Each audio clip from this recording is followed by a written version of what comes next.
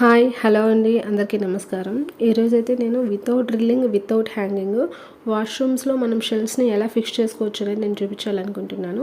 నేను వీటిని అమెజాన్లో బై చేశానండి. వీటి కాస్ట్ అయితే ₹419. వీటి కెపాసిటీని బట్టి నెంబర్ ఆఫ్ ర్యాక్స్ని బట్టి కాస్ట్ అయితే వ్యారీ అవుతూ ఉంటుందండి.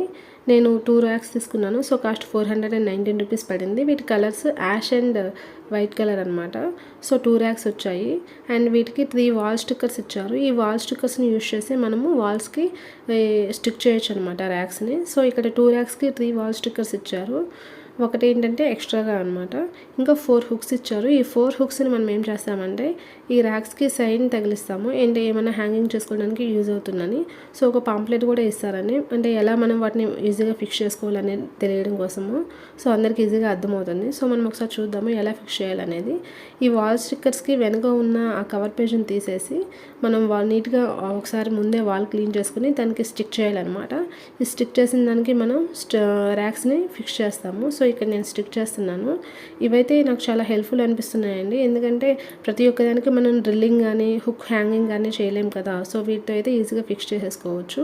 సో ఇక్కడ ఈ ర్యాక్స్కి హోల్స్ ఉంటాయి. ఆ హోల్స్ని ఆ వాల్ స్టిక్కర్కి మనము ఇన్సర్ట్ చేసేయచ్చు అనమాట. ఇలాగ ఈ హోల్స్ తోటి అప్పుడు ఈజీగా అది ఫిక్స్ అయిపోతుంది.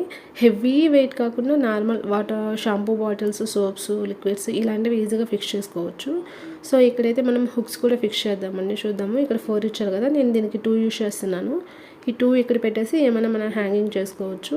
ఇలాగే నేను సెకండ్ వన్ దాన్ని కూడా ఫిక్స్ చేసేస్తానండి. ఈ 2 ఈజీగా ఫిక్స్ చేసేసుకున్నాను నేనైతే. సో ఇలా ఫిక్స్ చేసిన తర్వాత ఇంకొక ఎక్స్ట్రా మనకి వాల్ స్టిక్కర్ మిగిలిపోయింది. ఎందుకంటే ఎప్పుడైనా ఫ్యూచర్లో యూజ్ అయితే మనం దాన్ని యూజ్ చేసుకోవచ్చు.